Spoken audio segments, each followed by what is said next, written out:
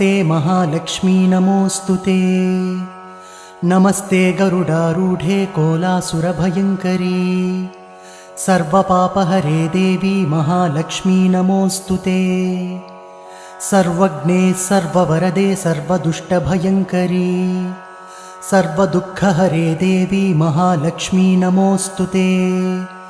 सिद्धिबुद्धिप्रदे देवी भुक्तिमुक्तिप्रदायिनी मन्त्रपूते सदा देवी महालक्ष्मी नमोऽस्तुते। आद्यन्तरहिते देवी आदिशक्तिमहेश्वरी योगज्ञे योगसम्भूते महालक्ष्मी नमोऽस्तुते।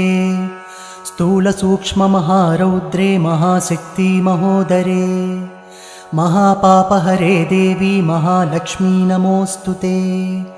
पद्मासनस्थिते देवी परब्रह्मस्वरूपिणी परमेशी जगन्